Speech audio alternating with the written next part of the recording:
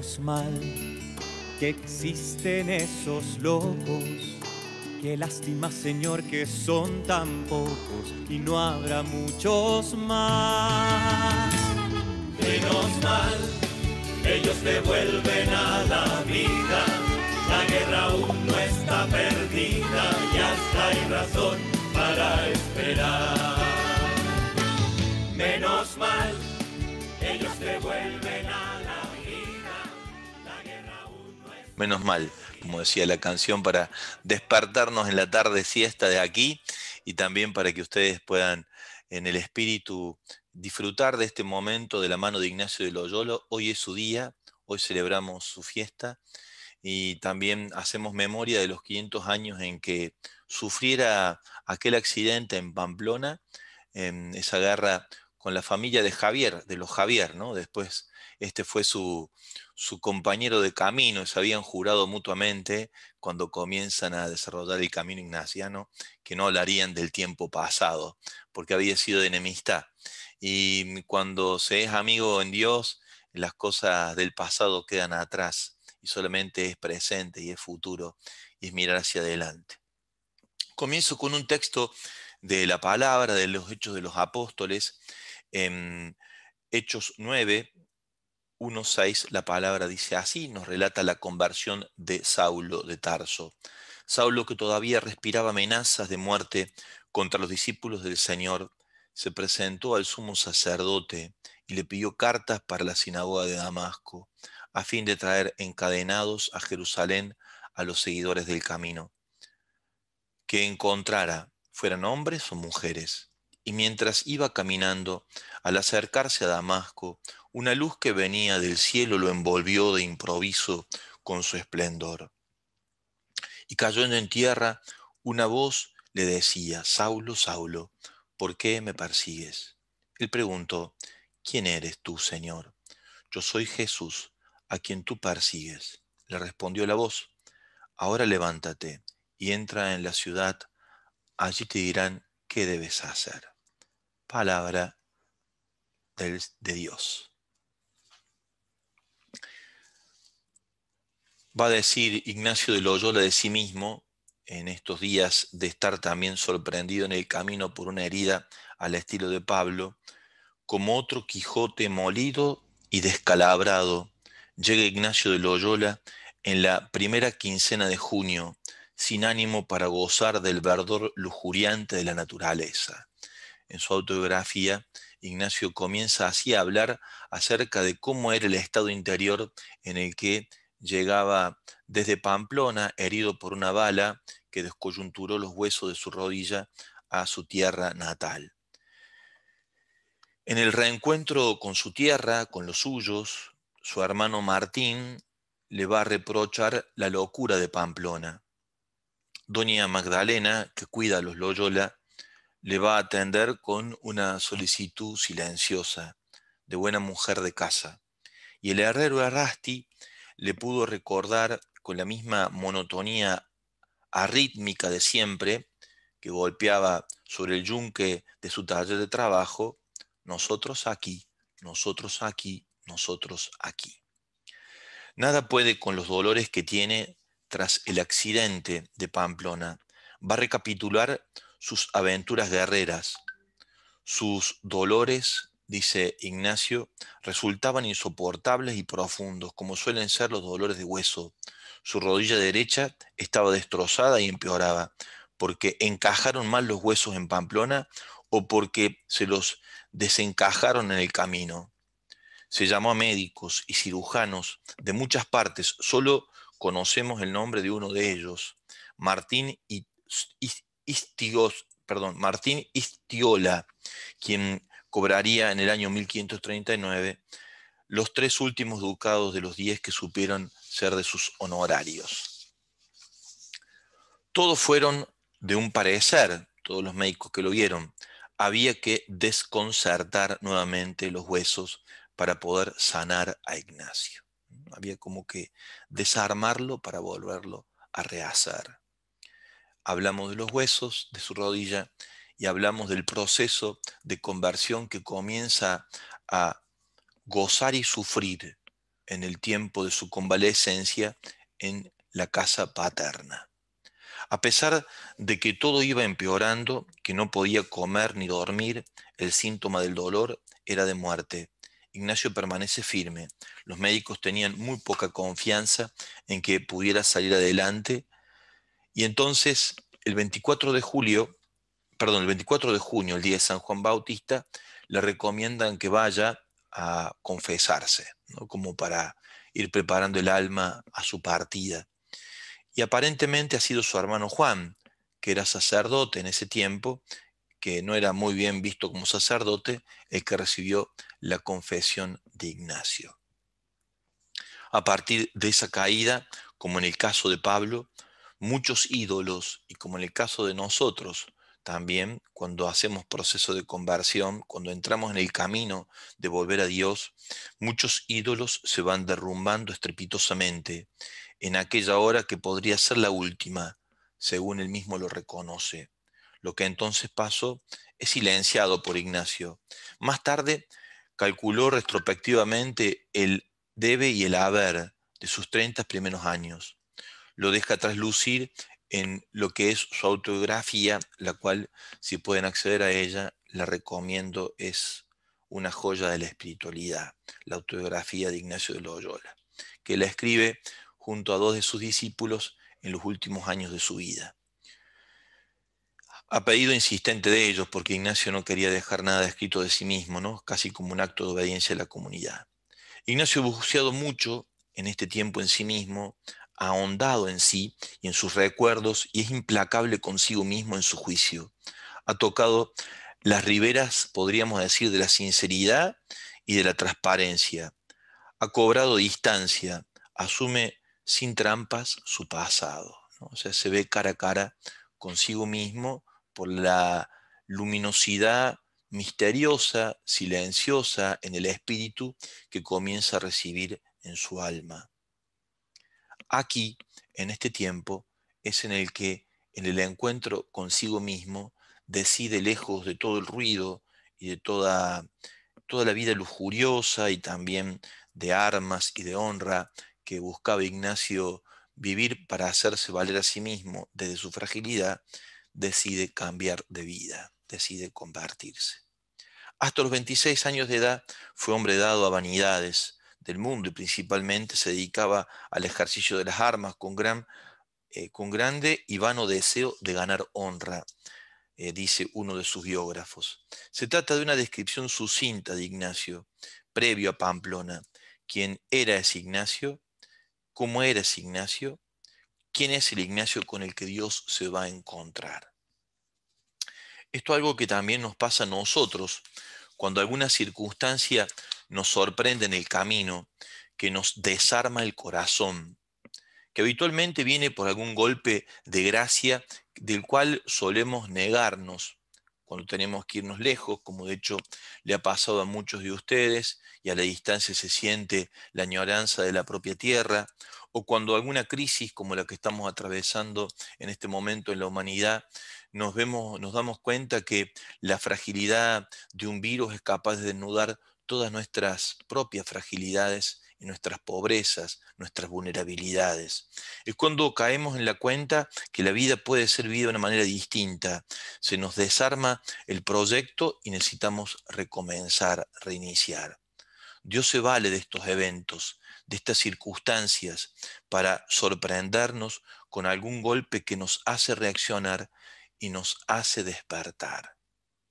Despertamos del sueño en el que a veces el espíritu del mundo o la herida que el pecado ha dejado en nosotros o el orgullo personal o de conjunto nos mantiene como adormecidos, como, sí, como embrujados, podríamos decir también. A Ignacio también lo describen como recio, valiente, como animoso para grandes cosas. Otro de sus biógrafos, dice Rivadeneira, era un mozo lozano, pulido, utilizo la expresión de su biógrafo de su tiempo, ¿no? Una expresión lejos de nosotros, para nuestro español, digamos, al menos.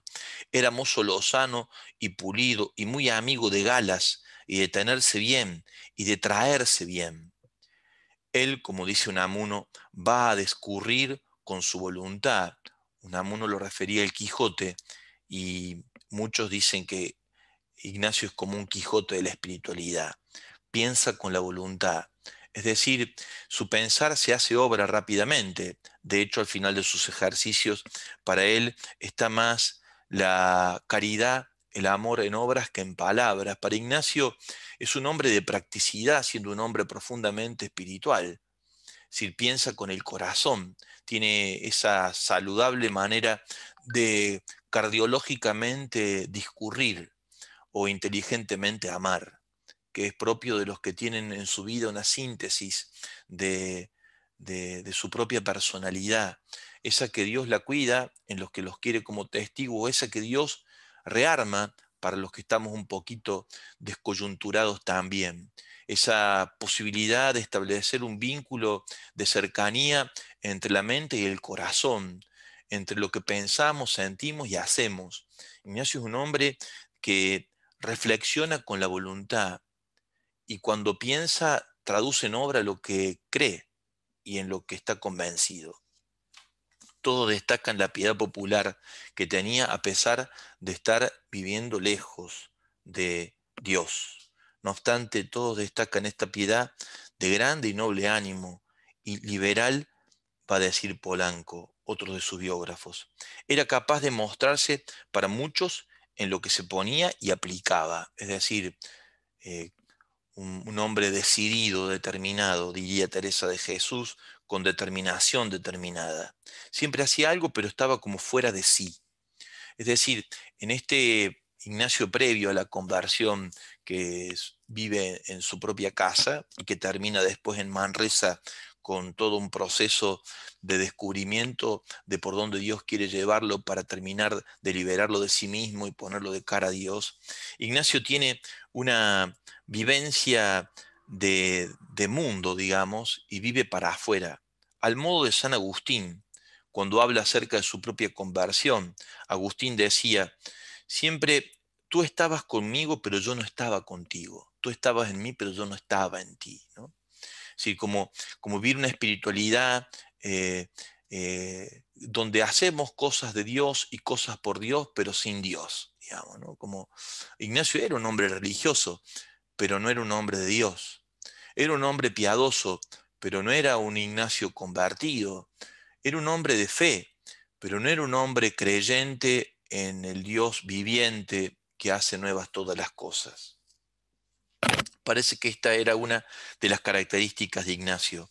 Todavía en su relato escrito en la vida se nos estampa una frase que es preciso leer con mucho amor. Hasta este tiempo, aunque era aficionado a la fe, dice Ignacio, no vivía nada conforme a ella, ni me guardaba de pecados. Antes era especialmente travieso en juegos, y en cosas de mujeres, y en revueltas, y en cosas de armas, pero esto por vicio de costumbre, como que se había dejado llevar, digámoslo así, por una espiritualidad de la mundaneidad. Pero empieza un nuevo comienzo en su vida.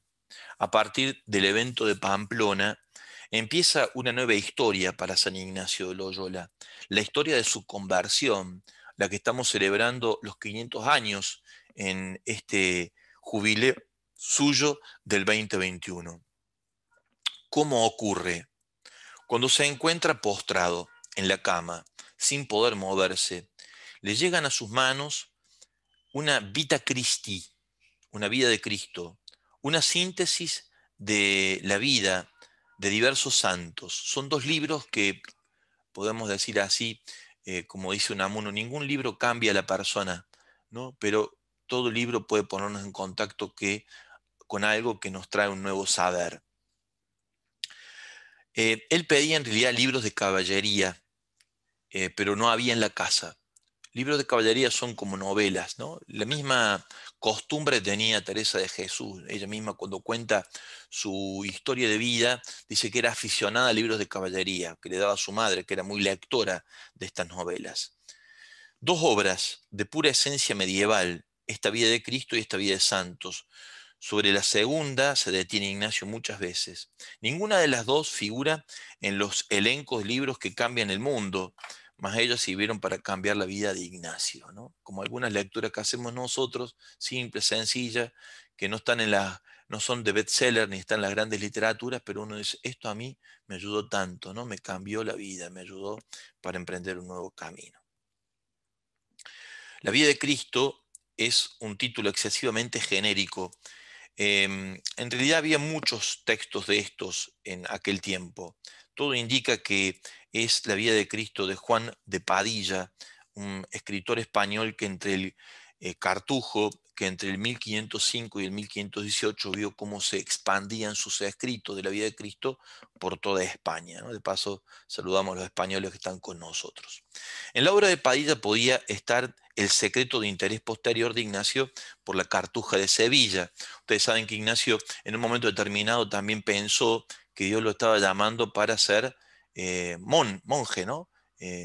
Y estuvo muy cerca en Sevilla de los cartujos de Sevilla. Posiblemente ha sido la atracción que generó este autor sobre su vida.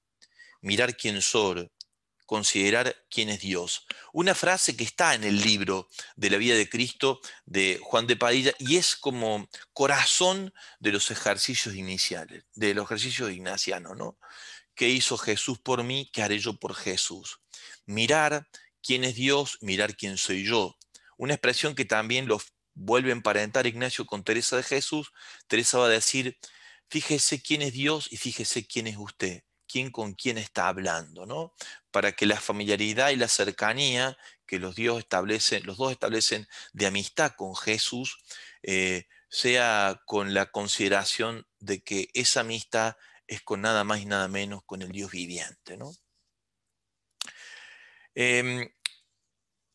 ¿Quién fue lo que determinó a Ignacio leer esto? Las circunstancias, pero también, digamos, la providencia. Ahí, dice Ignacio, yo comencé a sentir dentro de mí que había varios movimientos. Y aquí empieza como nos empezamos a encontrar con el tema de nuestro encuentro de hoy, cómo aprender a escuchar a Dios aprendiendo el camino ignaciano. Dice Ignacio que empezó a darse cuenta que cuando él leía estos libros de santos y estos libros de la vida de Jesús, su alma se encendía en llama y en fuego, ¿no? Y mucho consuelo interior, mucha paz y mucha alegría atravesaban su corazón herido. Mientras que cuando volvía, porque se encontraba con algún recuerdo de los libros de caballería, un estado interior de desolación, de tristeza, de agobio, de angustia, le ganaban el corazón. Y entonces ahí empieza como a desarrollarse la espiritualidad ignaciana. Es decir, hay dos movimientos básicamente en nuestro interior: el movimiento del consuelo y el movimiento de la desolación. Son dos estados interiores a los que todos nosotros en algún momento pertenecemos, ¿no? En el momento de la consolación es Dios quien habla, y en el momento de la desolación nos habita la herida con la que todos caminamos en esta tierra por ser hijos de Adán y de Eva. Eso es así, aunque quisiéramos que no fuera, es así, nos atraviesa una herida de pecado. O también esa herida misma de pecado que puede estar también infectada por la espiritualidad mundana, que es una conciencia de ausencia de Dios en el corazón de la humanidad, o también por la acción del maligno, ¿no? Es el pecado, la desolación llega por la concupiscencia del pecado, que la tenemos todo, cuando le damos, cuando no velamos sobre ella, por la espiritualidad del mundo, que es como el espíritu del mundo, de lo que habla Francisco, o el espíritu que habita este mundo, como dice el Evangelio de San Juan, o el maligno directamente, ¿no? Cuando nosotros estamos en desolación, algunas de estas tres dimensiones de la espiritualidad están atravesando nuestro camino. Ignacio se da cuenta de esto y empieza a reflectir, una expresión típicamente suya, ¿no? Es decir, que no es solamente reflexionar, sino reflexionar con la voluntad, como decíamos, ¿no? Un reflexionar que toca los tuétanos de la espiritualidad, del espíritu, del alma, toca las raíces del alma, ¿no? Y entonces, dice Ignacio, me empecé a dar cuenta que en una de ellas Dios me hablaba y en otra me apartaba de Dios. Dios me hablaba cuando yo le daba lugar al Espíritu que me guiaba, y en el consuelo era conducido hasta donde Dios quería llevarme. Mientras que cuando me ganaba el espíritu de la desolación, eh, iba de mal en peor, va a decir Ignacio, cuando uno es atravesado por el espíritu de la desolación.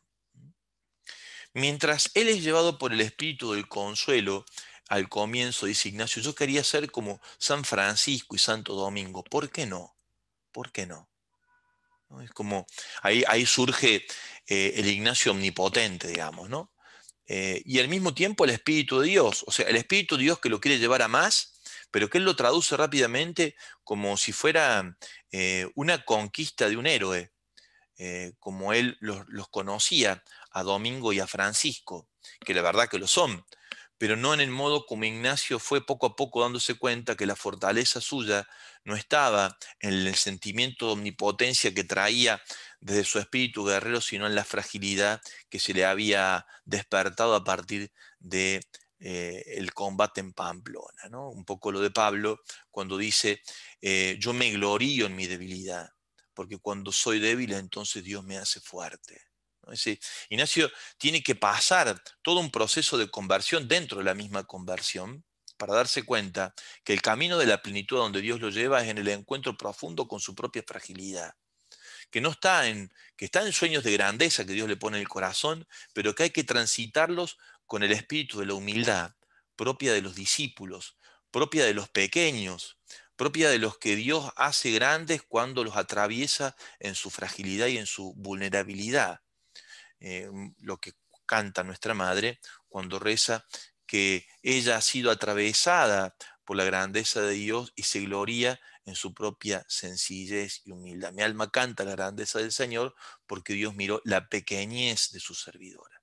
Los gigantes de Dios, María, José, Pablo, Agustín, Ignacio, Teresa de Jesús, el padre Kentenich, cercano a ustedes, son gente muy humilde, muy sencilla, muy pequeña, porque a ellos, dice Jesús, es solamente lo que son capacitados para recibir las revelaciones que el cielo quiere regalarnos, ¿no?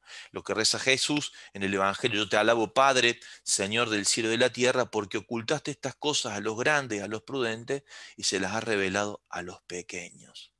Dios pone en el corazón de los pequeños sueños de grandeza, y los pequeños solemos traducir eso en actos de omnipotencia, y Dios se encarga de bajarnos una y otra vez del camino para volvernos al sendero de la humildad, de la cotidianidad, de lo simple, de la casa, del trabajo, del servicio, de la lucha, de la cotidianidad, donde se entremezclan las grandezas de Dios con nuestra pobreza, como en Belén, como en Nazaret, como en Galilea, como Jesús eligió en las periferias de la existencialidad, como dice el Papa Francisco. No es Jesús, como dice él, no es que eligió la periferia, pertenece a la periferia, ¿no? Pertenece a la periferia.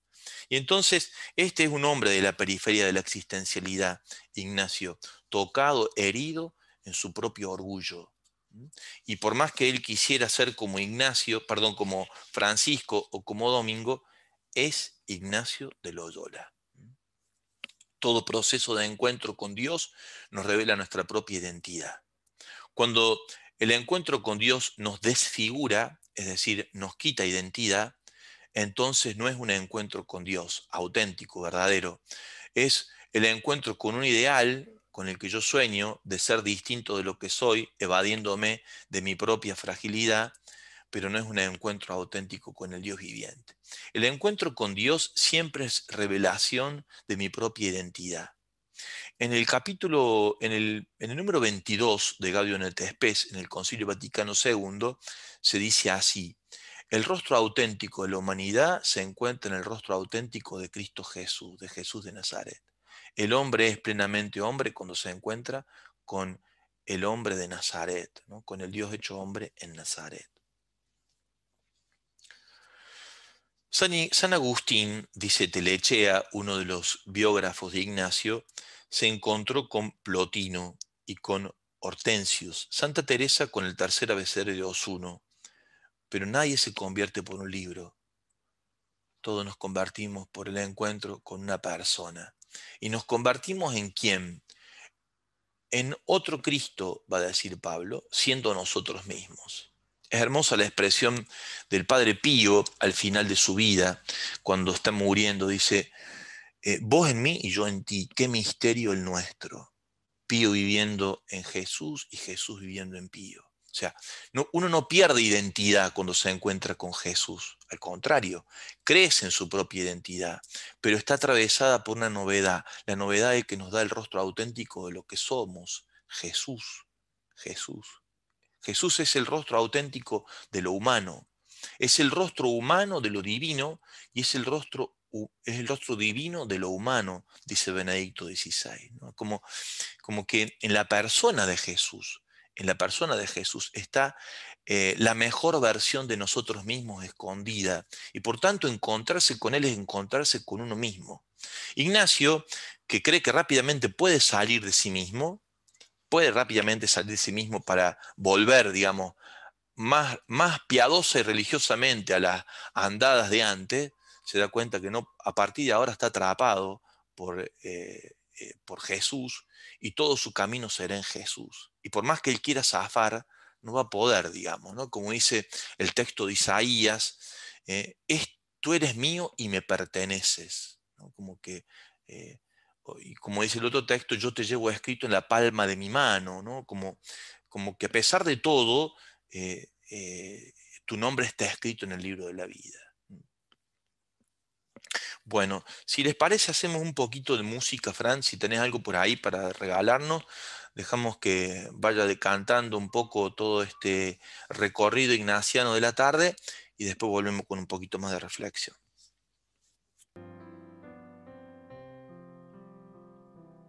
El amor pasará varias facturas, el camino nos dejará mil huellas, con la misma pared tropezaremos, alguna decepción nos hará mella, mas somos hijos de un Dios enamorado, sedientos buscadores de respuestas. Somos pura ambición que tú sembraste, para que así tu reino floreciera. Al final de la vida llegaremos, con la herida convertida en cicatriz. Lucharemos a muerte con el ego, sentiremos que el tiempo nos aprieta, guardaremos derrotas en la entraña, perderemos la música y la fiesta, y con todo seguiremos bailando, porque así somos humanos en tu estela, portadores de un fuego inextinguible, creyentes en un mundo sin fronteras. Al final de la vida llegaremos, con la herida convertida en cicatriz. Somos fragilidad entusiasmada, soñadores que no se desesperan. Nunca renunciaremos al mañana, aunque en el hoy nos toque la tormenta. Y si acaso se agrietan los motivos por los que un día elegimos tu bandera, agrietados seguiremos caminando, que tu evangelio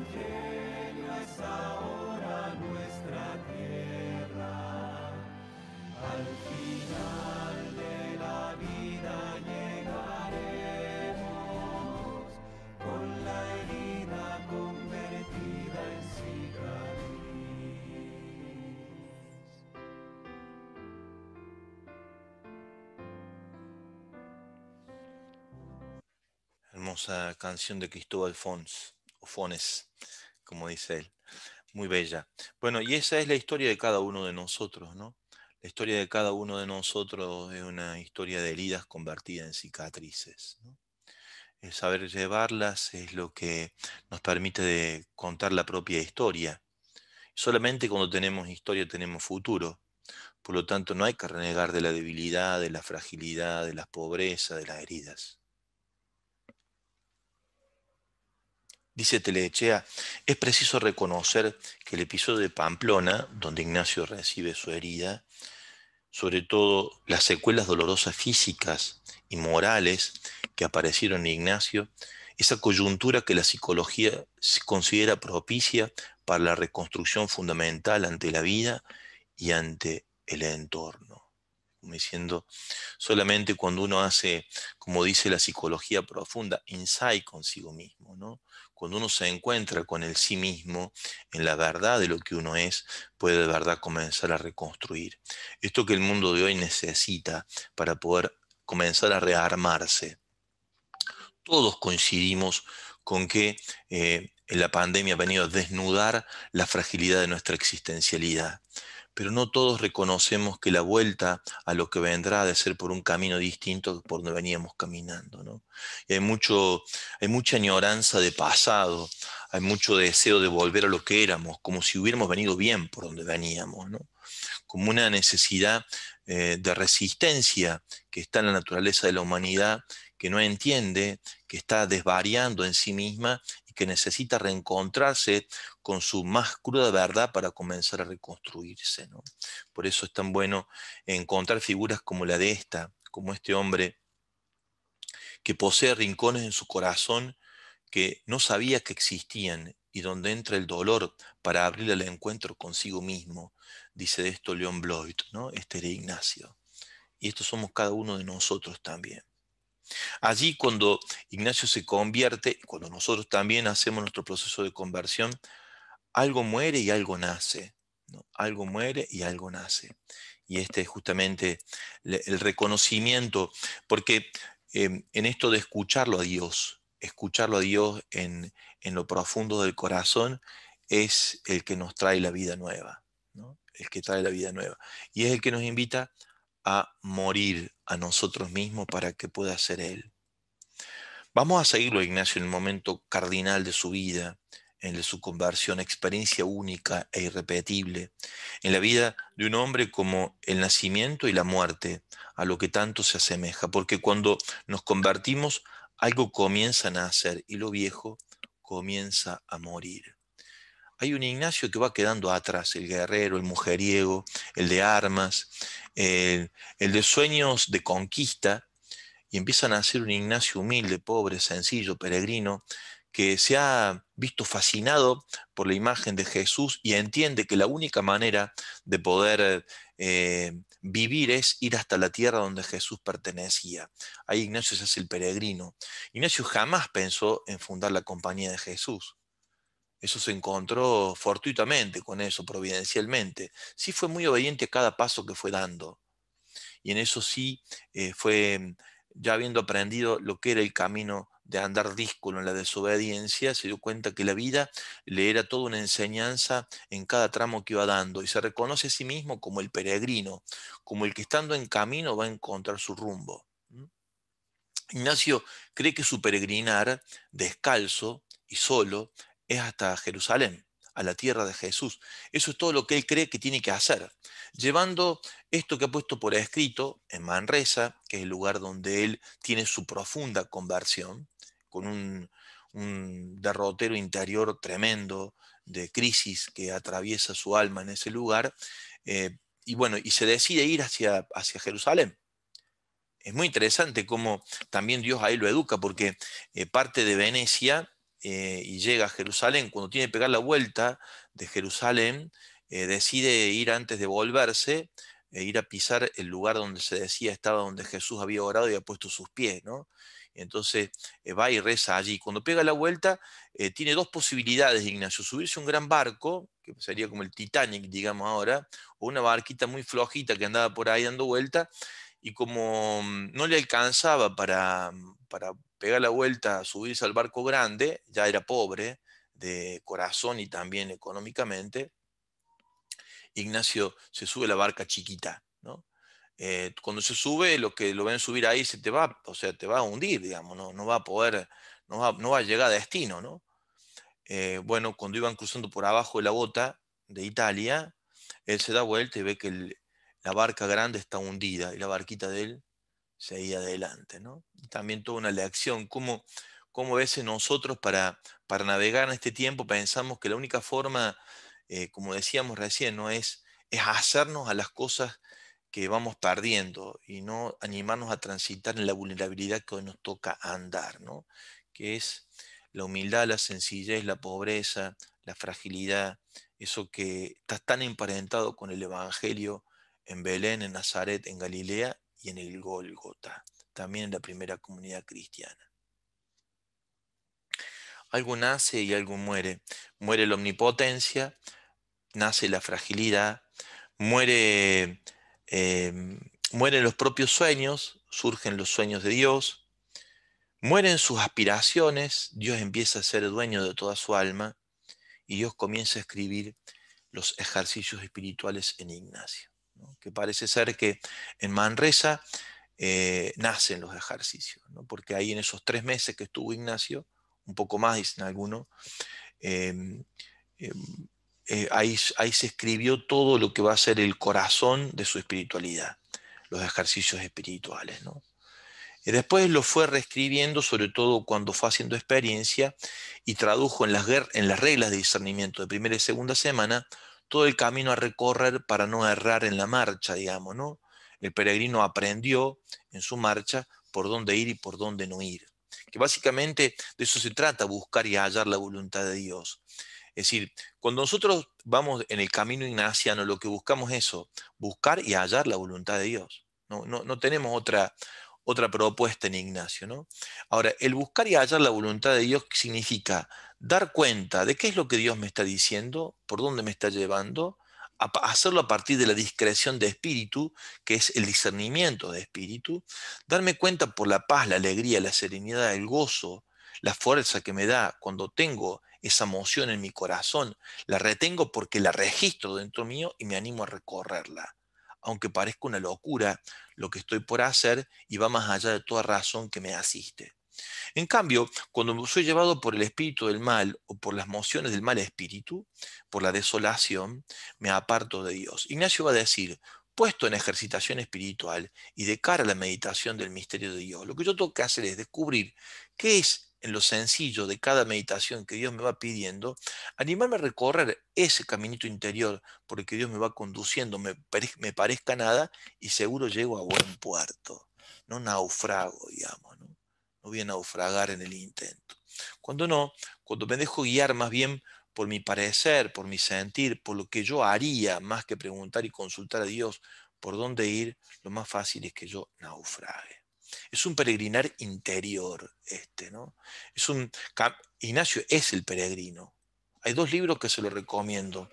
Uno, el de Oroy Sola, Ignacio nunca solo, y otro, el de Telechea, Ignacio solo y a pie, ¿no? Parece que uno es respuesta del otro. Las 2 cosas son ciertas, son los 2 grandes biógrafos posiblemente de este tiempo, ¿no?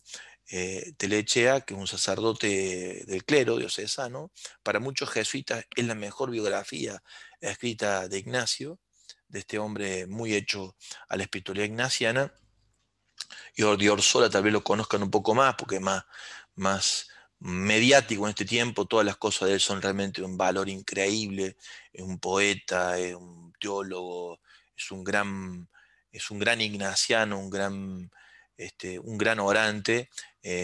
Ignacio nunca solo, o sea, nunca solo. 2 textos muy bonitos. Bueno, los 2 muestran esto, ¿no? Y al igual que la historia de Ignacio es un peregrino Ignacio, ¿no? Como muchos de ustedes también, son los que han buscado, como antes buscaron sus padres, sus abuelos, venir por estas tierras o otras tierras, ustedes se fueron a tierras lejanas a buscar otro sentido. Tal vez en el sueño de la búsqueda de la construcción de un proyecto personal y no siendo tan conscientes de que Dios tenía en ese camino otros caminos para llevarlos a la tarea de rehacer el mundo que tanto lo necesita del Evangelio, ¿no? Así que bueno, también sentirse emparentados con este extranjero en toda tierra, ¿no? Y por lo tanto, habitante de esta tierra. Eh, Muchos de los que estamos en la propia tierra nos sentimos exiliados en el propio terruño. Y muchos de los que están lejos de la tierra de la que nacieron se sienten en su propia tierra, ¿no? ¿Por qué? Porque están donde Dios los quiere. Y ese es el lugar al que más pertenecemos, ¿no? Y en este sentido, Ignacio es un peregrino sin fronteras, y el mundo es su tierra. Va a decir respecto de esto un gran discípulo suyo, que en realidad después de predicarle los ejercicios a los jesuitas, siendo general de ellos, ahora, decía Arrupe, es el momento de incendiar el mundo, ¿no? Ustedes saben la historia de Arrupe, ese que termina los últimos días de su vida, pobrecito solo, excluido de la iglesia, enfrentado con ella. Ahora ha empezado su proceso de beatificación, ¿no? Un hombre realmente increíble, amante de la iglesia. Él, cuando fue la bomba de Hiroshima, convirtió el convento de los jesuitas en un hospital. La expresión de Francisco, hay que hacer de cada uno de nuestros lugares un hospital de campaña, para mí le viene de esta experiencia tan marcada de este hombre, que ante la guerra hizo del convento jesuita un hospital de campaña. Era médico, ¿no? Él era médico también, lo cual lo habilitaba y lo empujaba para eso. Él le decía a los jesuitas, después de la predicación de los ejercicios espirituales como general de la compañía, ahora tienen que ir a incendiar el mundo. O sea, un cristiano, un hijo del Espíritu, no puede menos que pensar en el mundo por ahora. No sabemos si hay vida en otro lado, después veremos. Pero por ahora nos toca por acá, digamos, ¿no? Aunque algunos locos andan viendo si se toman una nave para gastar 18 millones de dólares, con todo lo que eso significa, para ver qué hay por lo menos por 5 minutos más allá de la estratosfera. Nosotros seguimos pisando la Tierra y es lo mejor que podemos hacer. No sé, aparte de ahí, no la van a errar, digamos, ¿no?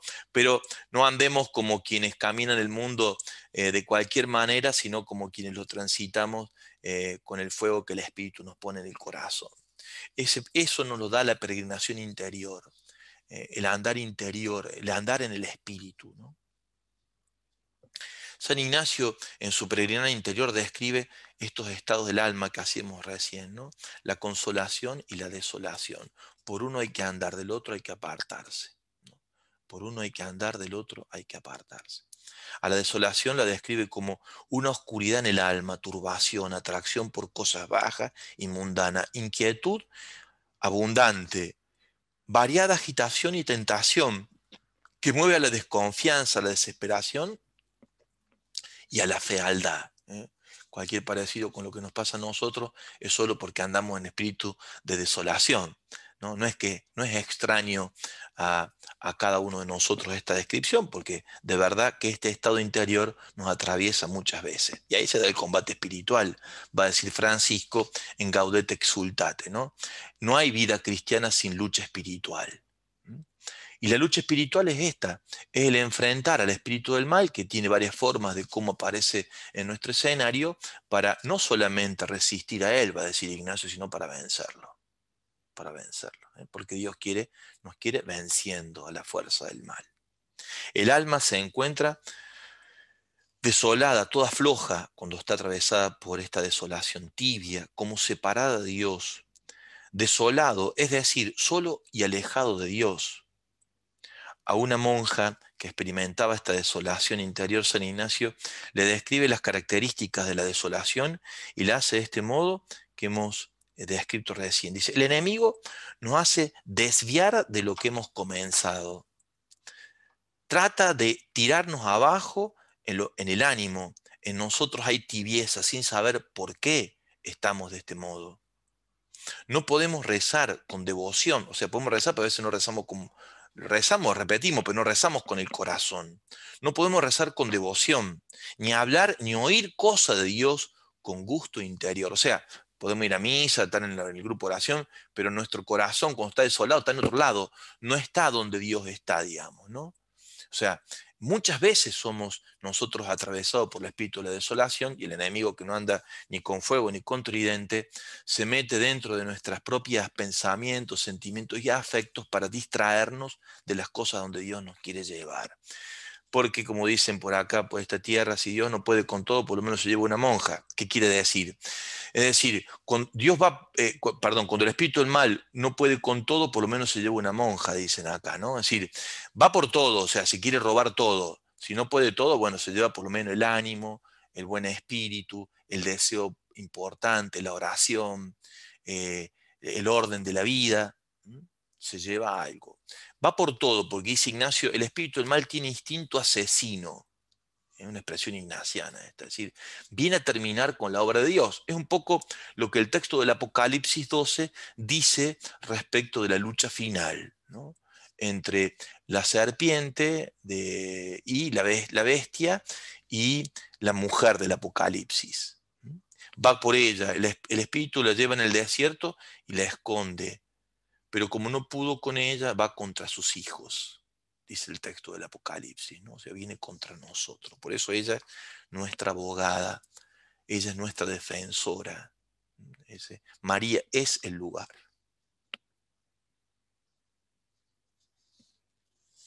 Ignacio da solo 2 indicaciones para los que están consolados, pero da muchas indicaciones para el que está desolado.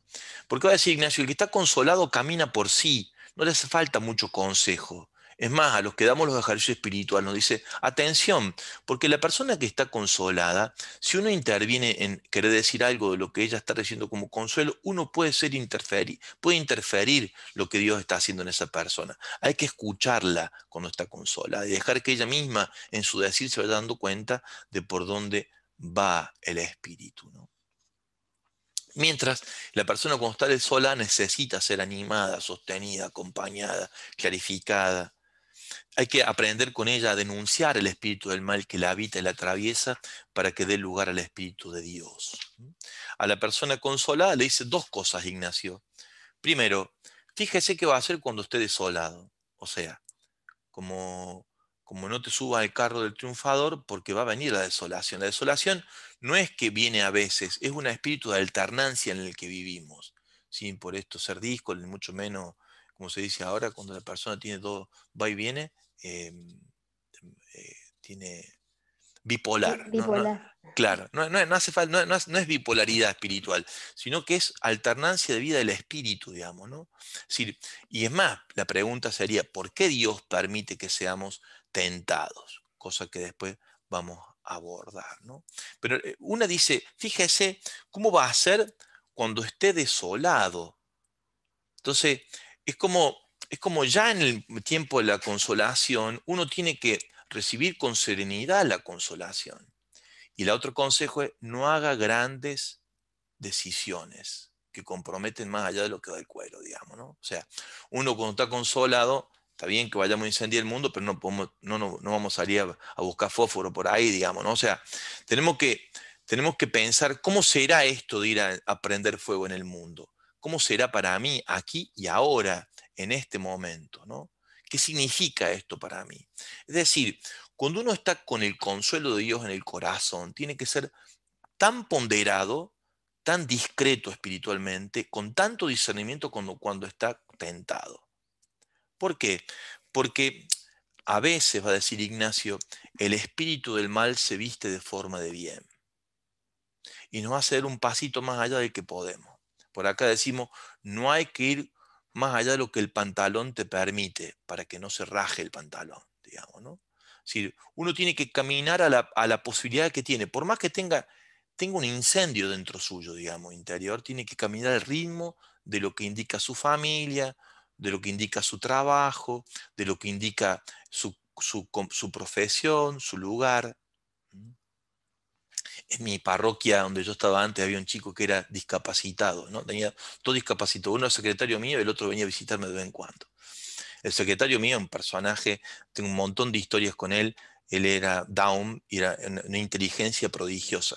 Pero este otro era muy, muy gracioso porque él vendía cositas en los colectivos. Después iba a la parroquia, no venía de su casa a la parroquia. Y él decía, y tenía de verdad, él bendecía a las personas, ¿no? Recuerdo una chica que no se podía casar, y dice, yo te voy a bendecir, y al año se casó. Nosotros dijimos, fue milagro de este, ¿viste? Realmente te obra milagro. Bueno, y a la hermana de ella, que estaba siempre en la parroquia, le decía, escúchame una cosa, vos me podés bendecir, le dice la hermana Olga, se llama, ya falleció, una gran catequista de la parroquia. ¿Vos me podés bendecir? Sí, yo te voy a bendecir, decía él, ¿no? Bueno, pero antes de bendecirte, decime una cosa, ¿por qué tanto en la parroquia vos? ¿No tenés familia? ¿No tenés marido? ¿No tenés trabajo vos? Yo te bendigo, pero vos pensás que vas a ser en tu casa. Esto es así, digamos, ¿no? O sea, el Espíritu, si el Espíritu de Dios, si el Espíritu de Dios nos saca de nuestro estado de vida, hay que dudar de que sea el Espíritu de Dios el que está atravesando el corazón, digamos, ¿no? El Espíritu de Dios siempre nos pone en nuestro estado de vida. En los días antes de que Bergoglio fuera elegido papa, nosotros tenemos una muy buena relación de amistad. Yo fui a verlo a Buenos Aires para conversar un poquito con él, porque él nos acompañó mucho en la obra de María acá. La obra de María es la radio, ahora televisión también, estamos por empezar, y muchas obras de caridad que desarrollamos en todo el territorio de la Argentina, ¿no? Un poco promoción humana y evangelización en los medios. Ese es nuestro servicio en la sociedad. Y yo le fui a agradecer a Bergoglio porque había sido realmente de mucha ayuda, mucha claridad, bueno, un hombre de un discernimiento increíble, no le voy a contar a ustedes con todo lo que hoy está haciendo en la iglesia. Y él me dijo una cosa que a mí me quedó grabada para siempre. Yo le agradecí, ya estaba él por irse, pobre, no sabíamos que se iba a Roma, porque era el final de su episcopado en Buenos Aires. Y yo, mire, yo le quiero agradecer por todo lo que nos ha ayudado. Además me dice, Javier, solamente lo que yo he hecho es por mi estado de vida. O sea, todo mi ministerio, como diciendo, todo mi ministerio es lo que Dios me pide. O sea, yo siendo obispo, yo le decía, nos puede acompañar de después, me decía él, yo los puedo acompañar porque soy el obispo de Buenos Aires, no porque soy Jorge Bergoglio, digamos, ¿no? O sea, como diciendo, es el estado de vida en donde el Espíritu te asiste para caminar lo que tenés que caminar. Hay que ser muy fiel al propio camino y al estado de vida al que Dios a uno lo llama. Y no pensar más allá de lo que significa ser mamá, ser papá, ser profesional, ser abuela, ser abuelo. Y no es poco, digamos, eso. Al menos eso fue lo que nos enseñó Nazaret, ¿no? Nazaret nos enseñó que en una casa durante 30 años se puede albergar el misterio que va a transformar el mundo, ¿no? Entre ollas, madera y carpintería y sueños de vecindad, ¿no? Nos enseñó eso Nazaret, que se puede esconder un proyecto de transformación del mundo en un pueblo escondido que no aparece ni en los mapas en el tiempo de Jesús. Bueno, muchas gracias. Acá tenemos, bueno, mucha gente muy agradecida, dan las gracias al Padre, que sus charlas son muy profundas. Tenemos, a ver, dice, bueno, Lola, sobre el final que usted tocó el tema, Padre, que dice, sobre todo la cuestión de preguntarse si el Espíritu de Dios es el que nos llama cuando nos salimos o evitamos nuestros quehaceres. Claro. Sí, a ver, Dios puede hacer siempre más allá de lo que nosotros hasta aquí hemos previsto es nuestro camino, pero nunca lo hace estrepitoso y violentamente. Dicen que la diferencia entre el Espíritu de Dios y el Espíritu del mal es como una gota cae en una esponja o cae sobre una piedra. Cuando una gota cae sobre una esponja, rápidamente es absorbida por la esponja. Cuando una gota cae sobre una piedra, hace ruido, estrépito y no es absorbida. Es decir, ¿Dios puede pedir algo distinto a lo que estoy caminando? Sí, puede pedir algo distinto, pero eso nunca es estrepitoso. Es un camino más bien progresivo, sereno, es donde Dios me lleva. Mientras tanto, en la fidelidad de todos los días está la certeza, diría Teresita del Niño Jesús, en el caminito de la fidelidad en lo cotidiano, sin cosas extraordinarias, ¿no? El camino de lo ordinario en la fe, que siempre es andar entre neblina, digamos, ¿no? No. En este sentido, no es que hay momentos en los que Dios es muy claro en sus modos de indicarnos el sentido, ¿no? Tomemos la experiencia, por ejemplo, de Teresa de Calcuta, cuando ella se va a hacer los ejercicios espirituales porque siente que Dios le está llamando a un camino distinto al que venía recorriendo en las hermanas de Loreto. Después de los ejercicios no pasó nada, o sea, en los ejercicios no pasó nada, no entendía qué es lo que Dios quería, vivió absolutamente en la oscuridad de la fe.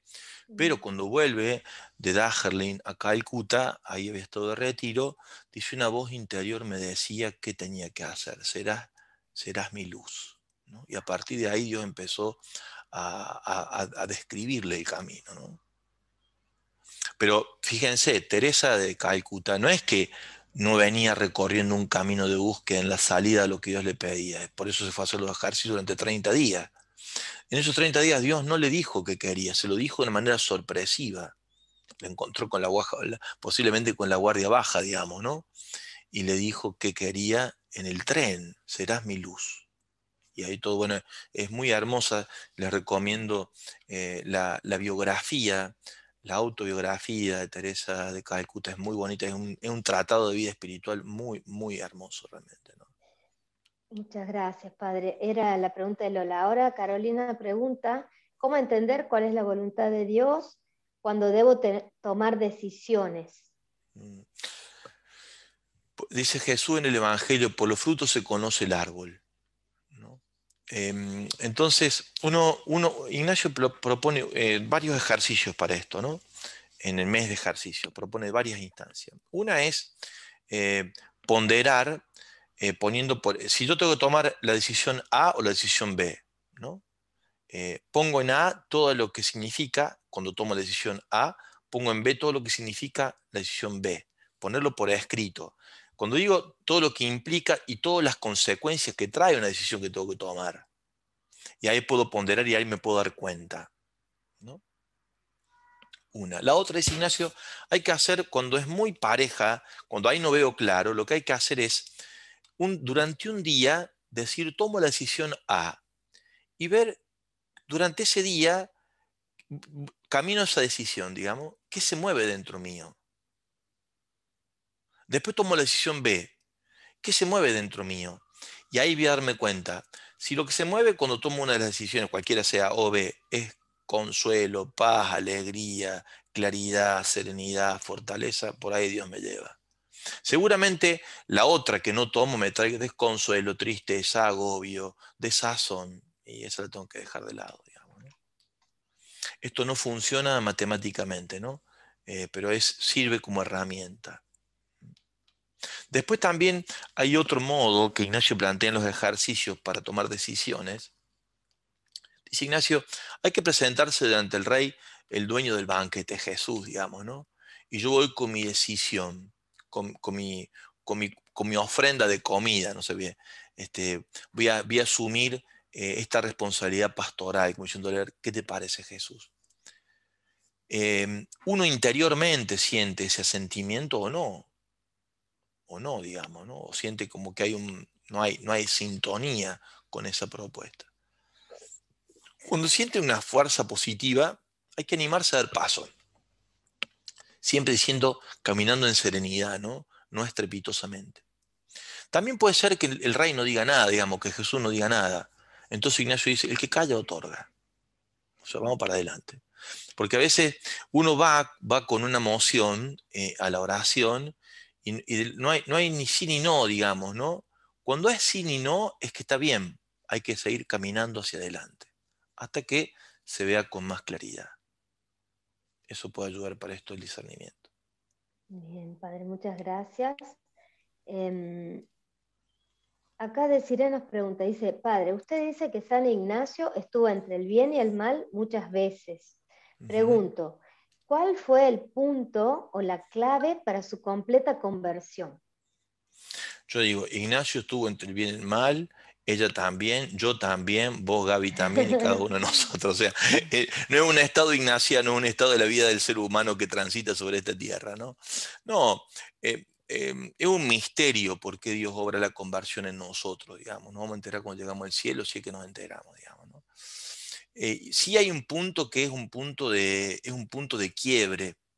En los procesos de sanidad interior, cuando por ejemplo vamos por el camino de la psicología, decimos que hay un punto donde la persona hizo insight sobre sí misma, o sea, se encontró con su yo profundo, donde estaba el punto de apoyo para salir adelante, ¿no?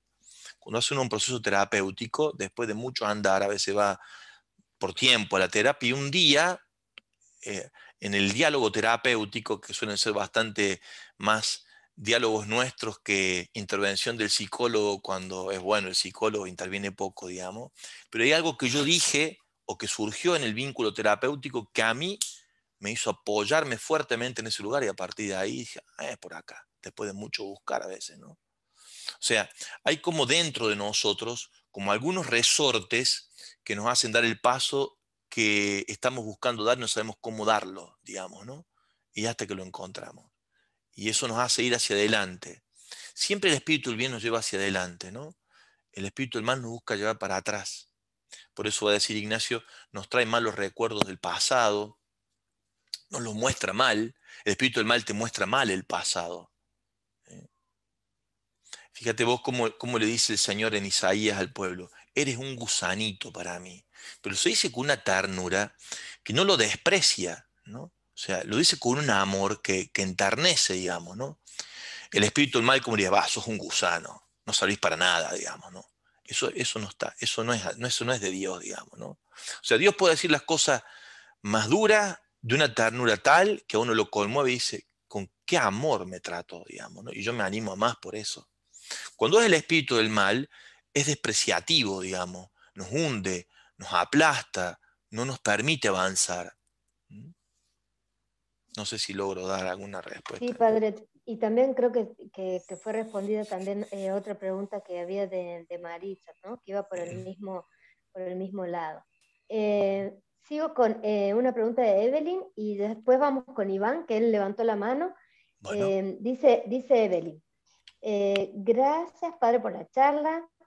Dice, si el espíritu del mal se disfraza de buen espíritu, ¿cómo saber cuándo es el bueno o el malo? ¿Se tendrá que esperar a ver qué pasa? ¿No habrá alguna pista o siempre nos podemos equivocar? yo creo que cuando Ignacio habla de esto es porque metió la pata él. O sea, Ignacio, toda la descripción que hace en el medio de ejercicio de la regla de discernimiento es una biografía de su alma. Quiere decir que cuando él dice que el espíritu del mal te hace dar un paso en falso, es propiamente de lo que él vivió. Cuento una experiencia suya, que la cuenta él mismo en su biografía respecto de esto. A él le costaba mucho, ustedes saben que Ignacio no quería ser sacerdote, después se da cuenta que está llamado a ser sacerdote estando ya en Roma. Entonces tiene que adaptarse al estudio de la teología entre París y Roma. Ahí se encuentra con Francisco Javier, se encuentra con Fabro, con Polanco, bueno, todos los que formaron parte de Bobadilla, todos los que formaron parte del primer grupo jesuita, digamos, de la compañía.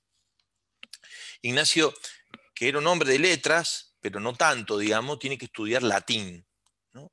Y le costaba bastante el latín. Entonces dice él, cuando yo me ponía a estudiar latín aparecía la Virgen. Pero, dice Ignacio, dos cosas pasaban. Primero que no me dejaba estudiar latín. Y después, cuando ella se iba, quedaba muy desolado. Y entonces me empecé a dar cuenta que esto no era de Dios, por más que fuera la Virgen la que estaba en el medio. Y dice Ignacio, entonces en la próxima vez que apareció le eché agua bendita y la Virgen se fue. Dice Ignacio, todo cuando viene, era evidentemente no era la Virgen, ¿no? Era el espíritu del mal disfrazado de Virgen. Dice Ignacio, ¿cómo se da esto en nosotros? ¿Cómo nos damos cuenta de esto? Dice Ignacio, porque el espíritu del mal de frente parece que fuera de Dios, pero cuando pasa deja la cola. Uno le ve la cola al diablo, digamos. Y a veces hay que esperar que pase, o sea, te la comes, digamos, te la pega en algún momento. El tema es cómo hacer para no engancharse con la que te pegó y no pelearse con eso, ni quedarse escrupulosamente remordiéndose en eso, ¿no? Eso sí es muy importante para no engancharse espiritualmente con lo que no es, digamos, ¿no?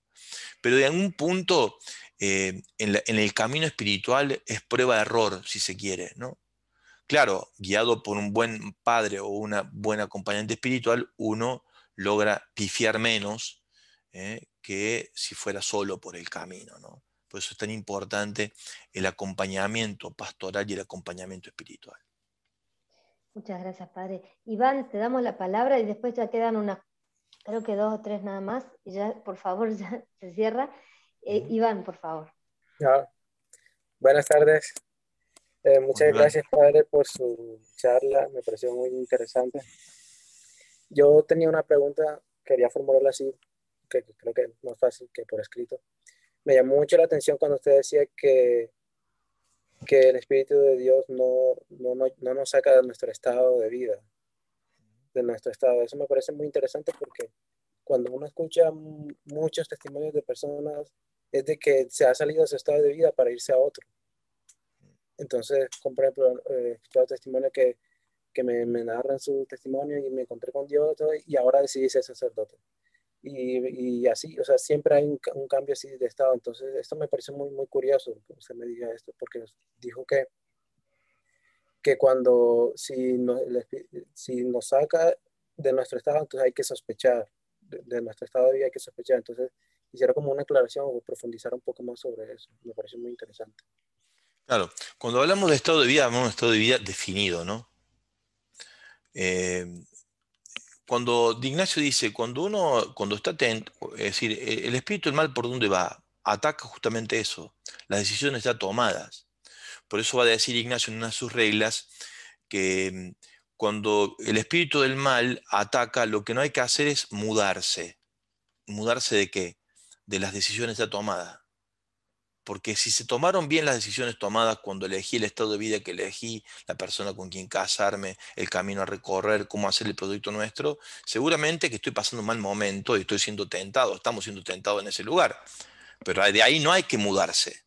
Pero va a decir en la regla siguiente, frente a la presencia del espíritu del mal hay que mudarse mucho. Entonces, ¿en qué quedamos? ¿Nos mudamos o no nos mudamos? ¿Mudarse mucho en qué, dice Ignacio? Yendo en contra de la misma tentación que estoy recibiendo. Hacer diametralmente lo opuesto a lo que el espíritu del mal me está sugiriendo. Si me está diciendo, sepárate, apártate de ahí, tengo que hacer justamente lo contrario, porque allá cuando elegí estuvo bien. Tengo que pelearla, digamos, ¿no? Tengo que darle batalla en el sentido.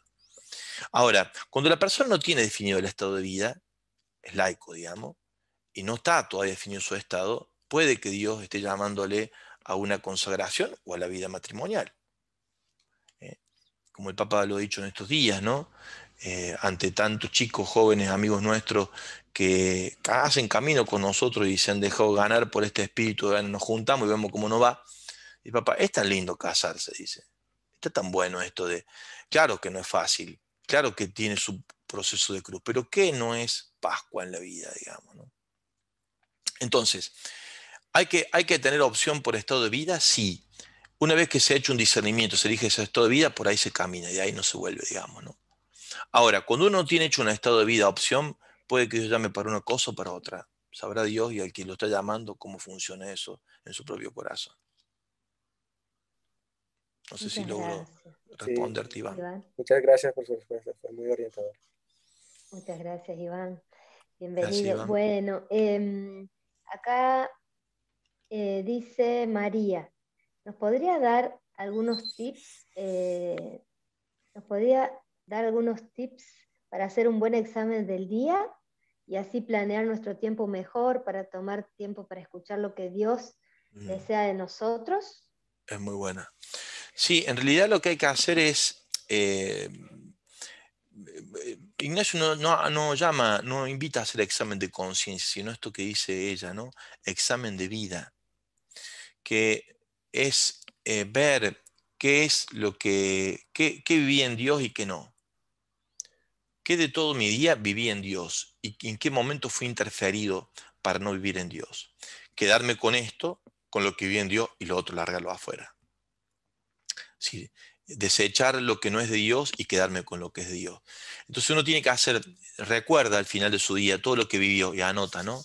Viví esto, esto y esto. Cuando me encontré con tal persona, me nació del alma querer ahorcarla, pero me di cuenta ahora que no era lo mejor ir por ese camino porque iba a tirar preso y además Dios no lo quiere, digamos, ¿no? Es decir, o sea, ¿cuáles son los sentimientos que cruzaron por mi alma durante el día cuando fui desarrollando mi tarea? Quedarme con lo que es de Dios, con el sentir de lo que Dios puso en mi corazón y dejar afuera lo que de Dios no es, ¿no? Y en eso, bueno, ir ajustando el alma y el corazón y los sentimientos en lo de cada día a lo que Dios quiere y apartarnos de lo que no es de Dios, digamos. Bien, padre. Aquí dice, Peter, gracias, padre. Yo tuve mucha depresión y ansiedad por mucho tiempo. Siento que estoy mejorando. ¿Cómo está mi alma? ¿Está desolada? ¿Cómo puedo rezar con devoción? Dios lo bendiga. Gracias, padre. Gracias, Peter. Muchas gracias. Yo considero que muchas de los estados de depresión, de tristeza, de angustia que tenemos y que atraviesa la sociedad vienen de este lugar, ¿no? Viene de este lugar donde Dios nos invita a ser fuertes y a combatir con lo que podemos. Para mí, una gran arma para salir adelante es el rosario, ¿no? La oración del rosario, con mucha sencillez, porque es una oración simple, sencilla y muy poderosa, digamos, ¿no? Con la que vencemos rápidamente, digamos, con la que avanzamos en el camino espiritual y en la lucha espiritual. Yo te recomiendo, para ir saliendo de a poquito de esos estados interiores, la oración mariana y en especial la oración del rosario, ¿no? Pero muchas de nuestras tristezas, angustias, depresiones, bajones, nosotros lo vinculamos rápidamente a procesos interiores psicológicos, hasta psiquiátricos, y posiblemente haga falta un tipo de ayuda de ese para nosotros, ¿no? A veces. Pero también hay un costado espiritual que podríamos identificarlo como presencia del Espíritu de Dios en lucha contra el espíritu del mal, ¿no? Y para ganar la batalla en Dios, yo digo que es muy saludable el camino de la oración mariana y del rosario en particular. Bien, padre, muchísimas gracias. Bueno, Evelyn preguntaba sobre los ejercicios. Podríamos hacer algún taller de ejercicio y más abajo, Walter de Perú nos saluda. Y ya les digo, porque estoy yendo, dice, ¿en qué consisten los ejercicios espirituales de la Compañía de Jesús? Muchas gracias por la invitación, saludos de Perú. Gracias, Walter. Sí, padre, Sí. responde y después les cuento algo al final. Bueno, sí, los ejercicios espirituales es un camino de 4 semanas que Ignacio propone, donde hay un seguimiento de Jesús y de vínculo de amistad con Jesús en una serie de meditaciones y ejercitaciones espirituales para poder permitirse uno diferenciar qué espíritu es el que me va atravesando y cómo elegir por el de Dios y apartarme de él. O sea, Ignacio cuando invita a hacer la ejercitación espiritual va por el camino de cómo buscar y hallar la voluntad de Dios mientras me voy ejercitando, ¿no? Yo siempre lo comparo con esto. Cuando uno hace ejercicio físico, se da cuenta, por ejemplo, yo estos días salí a caminar, ¿no? Y ando un poquito con la respiración bien, pero como tengo la nariz grande, hace que a veces no, me sale un poco de sangre porque respiro de más, digo yo. Entonces digo, bueno, acá tengo que regular mejor mi camino. Es decir, cuando uno se ejercita, se da cuenta dónde está bien y dónde está mal, cuánto tiene que regular el camino y cuánto. Entonces la ejercitación espiritual lo que ayuda es que se muevan los espíritus que están en nosotros para quedarnos con lo de Dios y apartarnos de lo que no es de Dios. O sea, Francisco dice claramente, Gaudete Exultate, nosotros somos un lugar de combate espiritual. Citando a Pablo, ¿no? En la carta a los Efesios, en el capítulo 6. Sí, todos nosotros somos un lugar de combate espiritual. Cuando nosotros nos ejercitamos espiritualmente, lo que hacemos es ver dónde está el combate para elegir lo de Dios y apartarnos de lo que no es de Dios. Les aseguro que es una maravilla. Lo recomiendo a todos. Sí, hablando de eso, con el padre Javier estuvimos charlando, ¿no? Conversando, porque tenemos pensado dar ejercicios ignacianos. Estamos ahí en charla con el padre Javier, si los hacemos con el material de la radio. Vemos ahí, pero la idea es caminarlo juntos, padre. Yo te estoy comprometiendo, pero Sí, sí sí, lo estuvimos viendo. en eso cuenten conmigo para si un grupo, no importa cuántos sean, ¿no? Pueden ser los que sean, podemos hacer. Ignacio plantea dos tipos de ejercicio. El del mes, que te vas a un lugar. Nosotros tenemos una casa acá, un monasterio que nos han dado, donde hacemos, Gaby creo que has hecho ahí, ¿no? Precioso, sí, precioso. Hacemos el mes completo. Yo me voy y me instalo ahí y hacemos el mes de ejercicio con el acompañamiento personalizado de cada uno de los ejercitantes. Pero también Ignacio plantea, que fue lo que más dio él, los ejercicios en la vida cotidiana, para el que no se puede instalar un mes para hacer los ejercicios. Entonces se van dando una serie de materiales y se va acompañando a las personas en su ejercitación espiritual.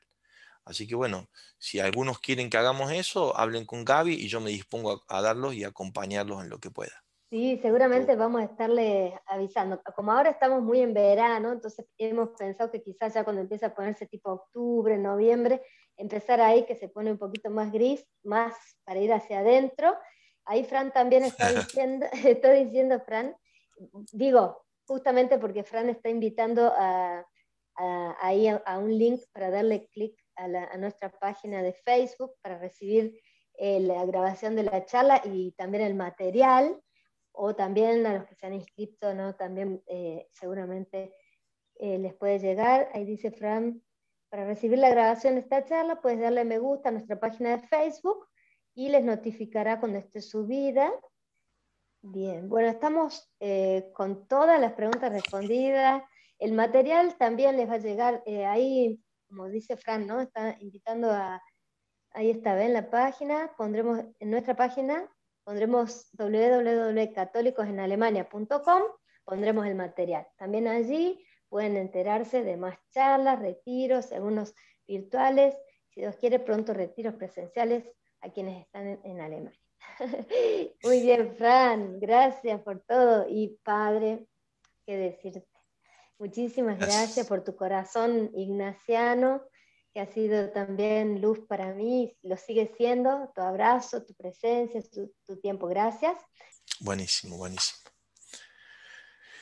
Bueno, en nombre del Padre, del Hijo, del Espíritu Santo. Amén. Te agradecemos, Jesús, tu paso por esta tarde en nuestras vidas. Te agradecemos por la vida de Ignacio de Loyola al celebrar hoy su día como iglesia. Te agradecemos la gracia de conversión en la que él supo responder con generosidad a tu llamada. Y te pedimos que estos 500 años en que celebramos el don de la conversión de Ignacio sea también para camino nuevo para cada uno de nosotros. Bendecinos en este hermano nuestro y que cada uno de nosotros reciba en esta tarde la gracia de la discreción de espíritu, de sabiduría, de discernimiento, que le permita encontrarse contigo y apartarse de todo aquello que lo aleja de vos, en el nombre del Padre, del Hijo y del Espíritu Santo. Amén.